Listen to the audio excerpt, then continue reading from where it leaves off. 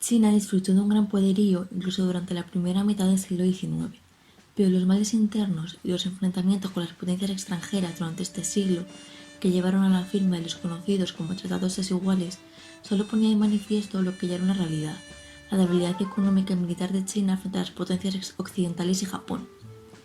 Además, a nivel político, el poder quedó en manos de los extranjeros, quienes mantuvieron a la emperatriz Cixi por el gran peso histórico y conciencia nacional de China. Esto hizo que la dinastía Qing perdiera su legitimidad ante el pueblo, algo que se trató de paliar mediante los edictos de Nueva Planta en 1901, con los que se quería poner en marcha una reforma constitucional que cobraría forma en 1916, con un modelo de monarquía parlamentaria basado en el modelo inglés. Ante la aparición de ideologías revolucionarias, los Qing buscaron el apoyo de la burguesía. Además, se concentró el poder político en la aristocracia manchú, debilitando a los líderes locales. Un grupo de los llamados constitucionales, que buscaban una monarquía constitucional, se pusieron a trabajar, y el resultado fue la Constitución Imperial publicada en 1908, que daba unos años de margen para la implantación del nuevo gobierno. Con la muerte de Cixi y el emperador Guangxu, Puyi subió al trono a una corta edad, siendo regente su padre. Entre 1909 y 1911 continuaron las reformas constitucionales que fueron decepcionantes para los militares y altos funcionarios. Y además, en medio de esto, y debido a los préstamos de las potencias imperialistas, algunas líneas ferroviarias pasaron a ser gestionadas por los extranjeros. Así, lo que empezó siendo una protesta masiva en defensa de los derechos del ferrocarril se transformaría en una sublevación armada contra la dinastía. El regente no supo manejar la situación y se enfrentó a Yuan Shikai, lo que al final causaría la abdicación de Puyi a los 6 años. El resto de su vida pasaría por estar bajo la influencia de los japoneses y ser encarcelado 10 años por la China comunista tras la guerra. En cuanto a la revolución de 1911, es de vital importancia la figura de Sun Yat-sen, quien además fue clave a la hora de trasladar el concepto de nación a la civilización china, conociéndose bajo la idea de todo bajo el cielo, sin importar una demarcación territorial o unas características lingüísticas y étnicas.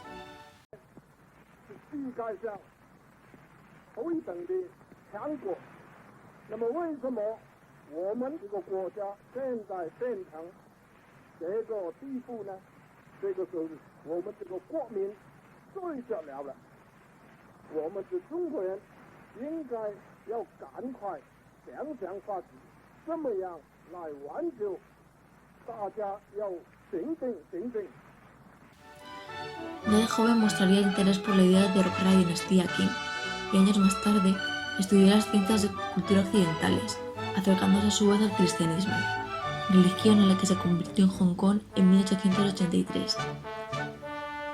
Sus ideas revolucionarias, sumamente eclécticas, pasarían primero por las posturas del autofortalecimiento, antes apostó a reforma definitiva por el republicanismo. En 1894 fundó la Sociedad para el Renacimiento de China en Honolulu, trasladándose un año después a Hong Kong, con un lema y objetivos claros: expulsar a los extranjeros, revivir China y establecer un gobierno unificado. En 1905 fundó la Liga Revolucionaria, y resumió sus ideas revolucionarias en los 3 principios del pueblo: nacionalismo, democracia y bienestar social. Tras la muerte de la emperatriz en 1908, tuvo que exiliarse, y fue en este momento cuando ganó fama de forma fortuita, debido a un incidente en la Embajada de China en Londres, donde trataron de detenerle, aunque la embajada se vio obligada a liberarle. Gracias a esto, la Liga Revolucionaria se expandió y se organizó una lucha interna que estaba financiada con los fondos de los emigrados. Esta lucha culminaría en la Revolución de 1911, la cual tuvo que adelantarse debido a la explosión accidental de un polvorín de los rebeldes. Esta revolución, conocida en la historia como la Revolución Xinhai, se propagaría por todo el país, principalmente en la zona sur, haciendo que en un mes una docena de provincias declararan su independencia del gobierno central.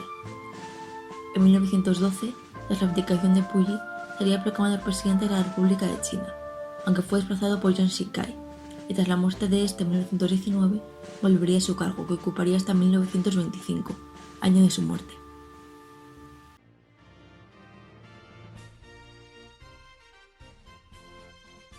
A pesar de todo, Sun Yat-sen no tendría demasiado tiempo para disfrutar su victoria. La enorme presión que ejercieron las potencias extranjeras obligó a Sun Yat-sen a dejar libre el puesto de presidente, lugar que ocuparía Yuan Shikai el 15 de febrero de 1912, a cambio de realizar unas elecciones democráticas. Yuan Shikai provenía de una familia adinerada terrateniente de China. Sin embargo, se vio obligado a ascender a través del ejército. Logró convertirse en uno de los militares más famosos de China al intentar defender Corea de los japoneses y al desbaratar las políticas reformistas que el emperador Wanshu quería llevar a cabo. Cuando el hermano de este se hizo con el poder, fue destituido de todos sus cargos y se retiró, aunque este retiro solo duraría hasta 1911, cuando fue devuelto a su puesto durante la rebelión. Finalmente, en 1913, Yuan Shikai convocó a las elecciones prometidas, las cuales darán como vencedor al Kuomintang, o KMT, el partido político de Sun Yat-sen. A pesar de esto, las aspiraciones de Yuan Shikai eran mucho más altas, por lo que decidió asesinar a Song Yaoren, uno de los líderes del partido. El KMT no pudo responder de inmediato, debido al apoyo exterior del que disfrutaba Yuan Shikai, quien intentó deshacerse por completo del partido con algunos golpes más, aunque estos acabaron por provocar la sublevación del KMT, aunque estas rebeliones no durarían mucho, y serían rápidamente aplastadas por Yuan Shikai y su ejército del norte. Mientras tanto, Sun Yat-sen se vio obligado a buscar refugio en Japón. De este modo, Yuan Shikai se convertía en presidente, y poco después en dictador con plenos poderes a través de una nueva constitución dada por él mismo, además de la disolución del parlamento chino. Aunque poco después cometería un error fatal. El 22 de marzo de 1916 se proclamaría emperador, algo que ni los sureños ni Japón iban a aceptar. Japón había lanzado poco antes sus 21 demandas. Demandas que China debía cumplir si quería seguir recibiendo el sustento económico japonés. Las tres demandas principales de Japón se centraban en la cesión de los territorios alemanes a los nipones, la explotación del carbón, hierro y acero de Manchuria y Mongolia a través de una empresa japonesa, y la presencia de consejeros japoneses que controlan las decisiones chinas en casi todos los ámbitos de esta. Estas dos últimas peticiones no fueron aceptadas, ya que dejaban a China como una mera colonia japonesa. A pesar de todo, China se vio obligada a negociar y finalmente a ceder ante los japoneses, que decidieron retirar su última demanda. El pueblo chino se levantaría contra todo esto, y apoyada por la propia Japón, obligó a Yuan Shikai a renunciar a su sueño imperial el día 26 de febrero de 1916.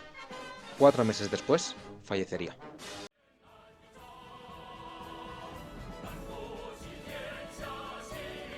Después de que muriera el dictador Yuan Shikai, el poder cayó en manos de los señores de la guerra, que eran gobernadores militares de las diferentes regiones o duyun.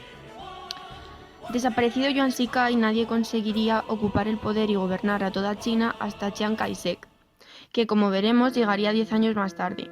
En esta parte del trabajo vamos a centrarnos en la década que va de 1916 a 1926, donde tenemos dos generaciones de señores de la guerra.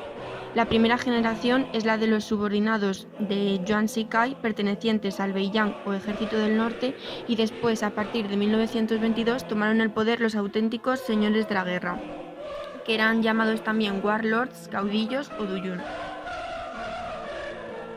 Tras la muerte de Yuan, los generales del ejército chino, respaldados cada uno por una potencia, se hicieron con el poder real del país. En un primer momento se crearon dos camarillas. Por un lado, en el norte, los generales que pertenecían al Ejército del Norte o Beiyang eran los verdaderos dueños del poder en Pekín. El que tenía mayor poder era Duan Qirui. Este fue incapaz de mantener la paz entre las camarillas y el conflicto se desatará en el momento del estallido de la Primera Guerra Mundial. Duan Qirui quería que China le declarara la guerra a Alemania, pero contaba con la oposición de Li Yuanhong, que era el presidente del gobierno y se oponía a esta idea. Para mediar entre ambos, acabó interviniendo Zhang Xu, que intentó restaurar en el poder al emperador Puyi. Pero Duan Qirui se impuso a esto y declaró la guerra a Alemania. No restauró la constitución ni el parlamento. Intentó unir el país por la fuerza y pidió un préstamo tan alto a Japón que le concedería el dominio sobre el gobierno de Pekín, lo que tendría una gran repercusión sobre los acontecimientos que tendrán lugar después de la Primera Guerra Mundial. Al contrario, en el sur, se vivió un estado de semi-independencia, aunque tenía un régimen similar al norte. Sun Yat-sen volvió tras fallecer Yuan Shikai, condenó el régimen autócrata de Duan Qirui e hizo llamamientos para mantener el constitucionalismo, restaurar el parlamento y volver a poner en marcha el movimiento nacionalista para lograr establecer una república unida. En septiembre de 1916 llamó a una reunión en Cantón y estableció un gobierno militar para defender la Constitución. Sin embargo, los hombres a los que concedió el cargo de mariscales solo pensaban en mantener el poder en sus territorios y acabaron dando un golpe de Estado el 18 de mayo de 1916. Sun Yat-sen fue obligado a abandonar Cantón y volverá a aparecer solamente cuando tenga lugar el movimiento del 4 de mayo en 1919. Tras analizar la primera generación de señores de la guerra, vamos a analizar la segunda. La ola de nacionalismo que invadió China después de 1919 permitió a Sun Yat-sen convertirse en presidente extraordinario del gobierno de la República del Sur y se enfrentaría a los conflictos de los señores de la guerra a partir de 1921 hasta 1922. La segunda generación de señores de la guerra estaba compuesta por auténticos caudillos, nada fiables, sin escrúpulos y criados en el régimen imperial, con los que hubo de luchar la República de China para poder unificar el país y establecerse adecuadamente. El equilibrio entre estas camarillas fue inestable y llevó a que combatieran entre sí en 5 guerras civiles desde 1922 hasta 1930. Los líderes de estas camarillas eran los warlords más importantes, que son Zhang Zuolin o el viejo mariscal, para diferenciarlo de su hijo. Este consiguió crear casi un reino independiente en Manchuria y dominó durante algún tiempo Pekín y la China del Norte. Durante su juventud fue un bandolero, pero en la rebelión de los Boxer consiguió que el gobierno chino lo incorporase al ejército imperial. Reforzó su poder tras la guerra ruso-japonesa de 1904 y en 1916 sería nombrado gobernador o tutú de Fentian. Para 1919 ya gobernaba las 3 provincias de Manchuria, que controlaría hasta su muerte. Pero desde 1920 los japoneses lo convirtieron en su aliado, aprovechando las luchas dentro del Kuomintang. En estas luchas entre caudillos se hizo con el control de Pekín. Fue nombrado también presidente de la República entre 1927 y 1928, pero será asesinado por los militaristas japoneses, lo que suponía que Japón iba a llevar a cabo la anexión total de Manchuria por encima de lo que decidiera Tokio. En segundo lugar tenemos a Feng Yuxiang. Hombre temerario y preocupado por mantener su imagen de campesino, le llamaban general cristiano, general rojo o general traidor, y dominó con su ejército propio el Kuomintang y muchas de las provincias noroccidentales de China, con una gran proyección sobre Pekín.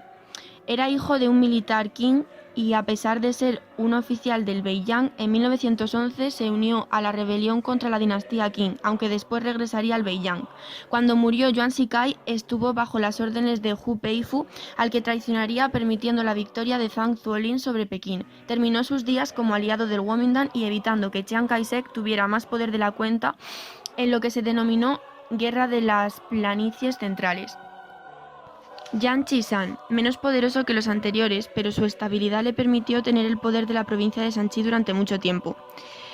Su poder como militar comenzó al terminar su formación en Japón, cuando conoció a Sun Yat-sen y se unió a su Tongmenghui.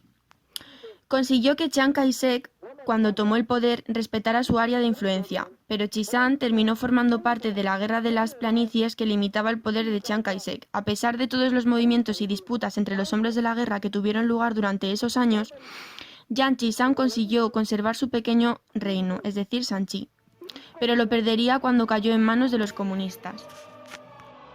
Y en esta última generación de señores de la guerra encontramos en último lugar a Hu Peifu, que fue el único que sobrevivió de la generación del Beiyang, dominó Pekín y aspiró a hacer lo mismo con toda China. En 1922 derrotó a Zhang Zuolin defendiendo Pekín y aprovechó para extender su poder al norte y al centro de China. Sin embargo, su declive se inició cuando perdió popularidad por culpa de los desacuerdos con sus aliados y la represión con la que sofocó la guerra del ferrocarril Hongkou-Pekín en 1923. El 23 de octubre de 1924 tuvo lugar lo que se conoce como el Golpe de Pekín, en el que Feng Yuxiang traicionó a Hu Peifu y se hizo con la ciudad, dando fin a la Segunda Guerra Zili-Fentian. Peifu intentó volver a recuperar su poder en la guerra anti-Fentian entre 1925 y 1926, pero no lo consiguió y se terminó retirando de la política activa.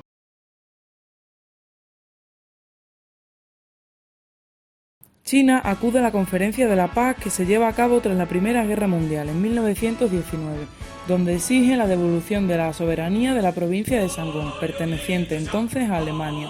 El resto de potencias no solo ignoró las peticiones de China, sino que también obligó a la misma a firmar un tratado donde se afirmaba la soberanía alemana sobre los territorios reclamados.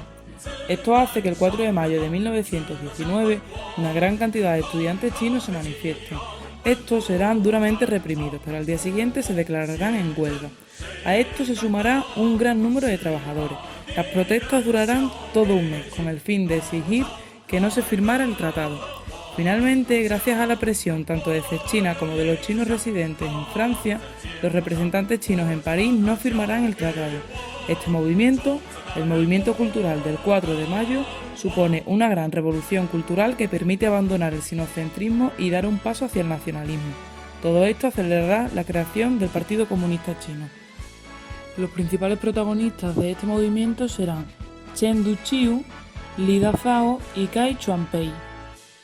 El nacimiento del Partido Comunista de China se debe especialmente a que la expansión de las ideas socialistas y el triunfo de la Revolución Rusa llamó especialmente la atención a los intelectuales chinos. El socialismo surgiría en China muy mezclado con el nacionalismo y rechazando claramente las ideas liberales que imperaban en las potencias imperialistas que oprimían a China. Se toma el movimiento 4 de mayo como medio de difusión para hacer triunfar el movimiento comunista. El primer grupo comunista se forma en Shanghái en 1920, seguido por Pekín, Hubei, Shandong, etc., y teniendo por principales líderes a Li Dazhao y Chen Duqiu, anteriormente mencionados. El 1 de julio de 1921 se funda en Shanghái el Partido Comunista de China. Entre sus fundadores se encuentran Mao Zedong y su maestro Li Dazhao. También destacamos, como ya hemos dicho, a Chen Duqiu.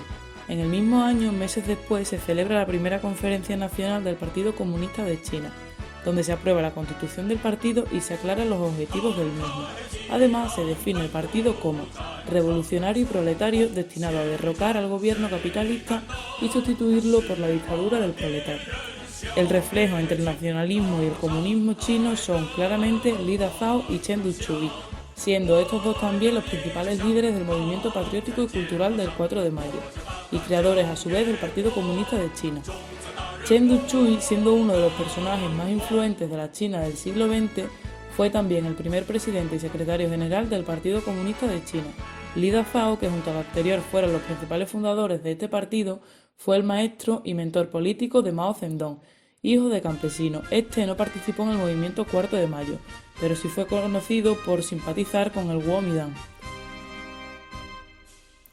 La Internacional Comunista, fundada en Moscú, tenía planes para China y envió a sus agentes para conducir al movimiento revolucionario hacia la corriente bolchevique. En la primavera de 1918 se fundó la Sociedad China para el Estudio del Marxismo, a la que Mao no tardaría en unirse. En cuanto a la primera etapa de colaboración entre el Partido Nacionalista y el Partido Comunista, fue una relación facilitada en gran medida por el origen nacionalista del comunismo chino. Destacamos la acción de Marin, agente del Comintern en China. Se pretendía que las células comunistas se formaran en el Kuomintang para revolucionar el partido desde dentro. Sun Yat-sen mostró cierta simpatía aceptando la ayuda de la Internacional Comunista y de la URSS. A su vez, aceptó el consejo de Marin para trabajar en conjunto con el Partido Comunista de China, permitiendo que los miembros de este último pudieran unirse al Partido Nacionalista. Sun Yat-sen prefería el modelo de Partido Comunista de la URSS al modelo de política democrática de Occidente. Finalmente, Sun Yat-sen llegó a un acuerdo con la URSS, que se comprometía a transformar el Kuomintang en un partido fuerte acompañado por un ejército. En 1924 se celebró en Cantón el primer Congreso Nacional del Kuomintang, donde se aprobó la alianza con Rusia, la unión con el Partido Comunista de China y la ayuda a campesinos y proletarios.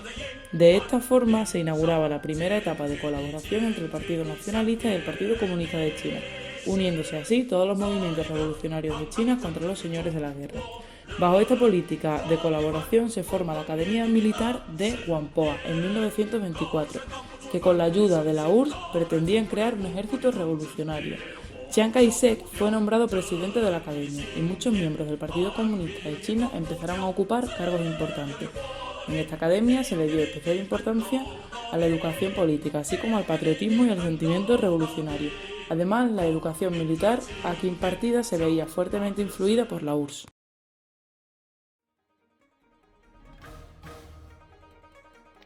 Para concluir, podemos afirmar que esta experiencia fue para la historia de China traumática. Traumática por un lado, porque tras siglos de unión supuso la división de China en incontables señores de la guerra, que no buscaban lo mejor para el pueblo chino, sino lo mejor para ellos mismos, sobre todo a partir de la segunda generación, quienes ni siquiera buscaban una unificación de China bajo su mandato. Y traumática por lo que supuso el Tratado de Versalles, por cómo vieron los chinos que, una vez más, los occidentales se repartían su tierra sin ni siquiera consultarles primero. Esto supuso el caldo de cultivo perfecto para que el nacionalismo, ideología occidental, se asentara definitivamente en la milenaria sociedad china, permitiendo que, bajo el liderazgo del Kuomintang, se unificara en la República de China. No obstante, esta joven república aún se tendría que enfrentar al mayor de sus retos, ya que, a la vuelta de Manchuria, había una potencia que no estaba dispuesta a permitir la existencia de una China unificada y capaz de defenderse. Estamos hablando del naciente Imperio del Sol naciente.